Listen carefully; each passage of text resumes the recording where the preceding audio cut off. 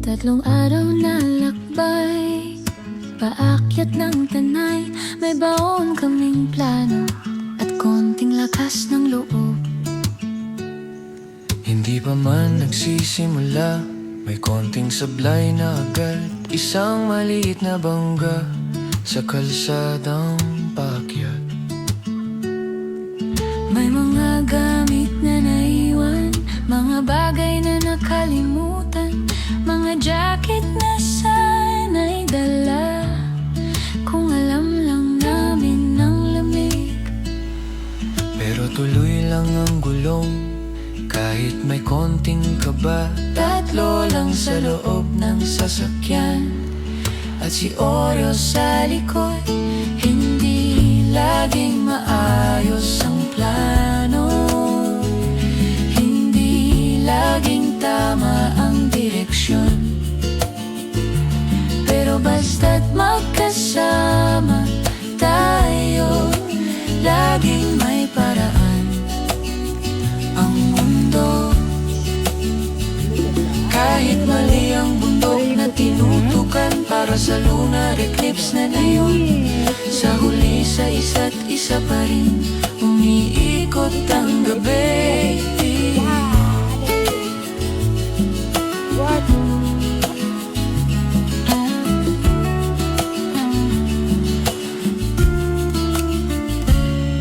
Pagdating sa epic part, parang ibang mundo ang hangin. Malawak na rainforest na yakap ang bundok ng Tanay.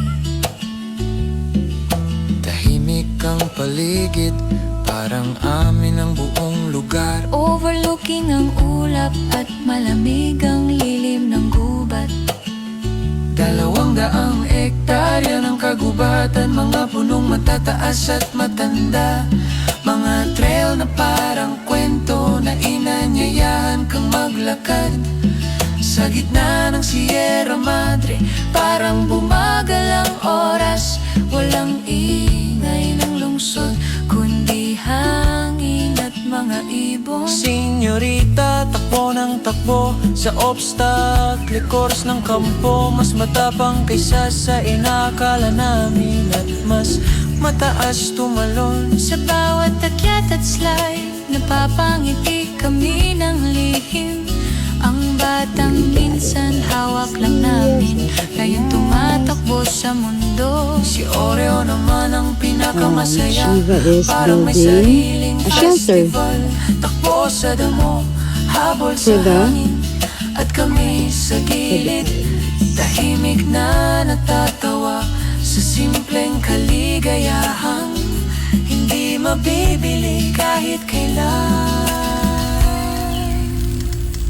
Hindi laging maayos ang plano, hindi laging tama ang direksyon.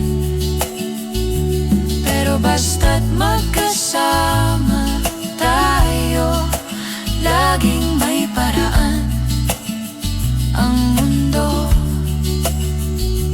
Kung malamig man ang hangin at kulang ang dala naming jacket, may init pa rin sa gitna ng tatlong pusong magkatabi. Sa gabi nag-ihaw ng baboy, usok na sumasayaw sa hangin, habang senyorita seryosong nagluluto ng bolognese pasta niya.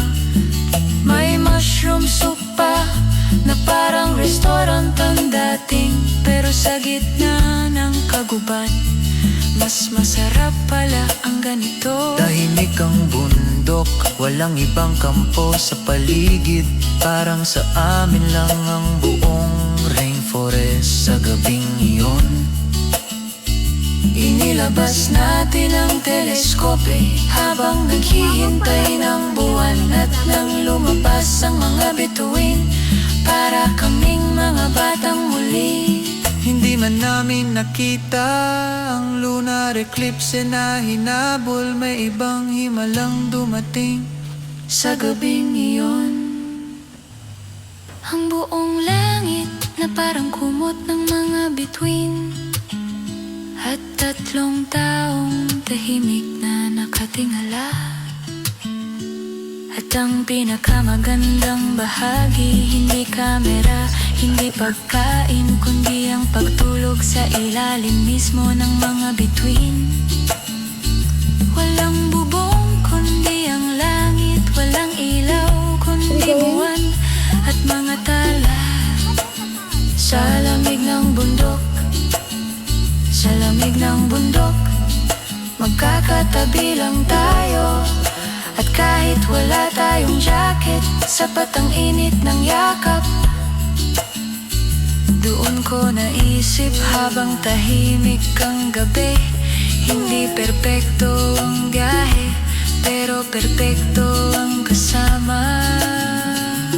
Hindi laging maayos ang plano, hindi laging I cooked this lots of times, well, not maybe a lot.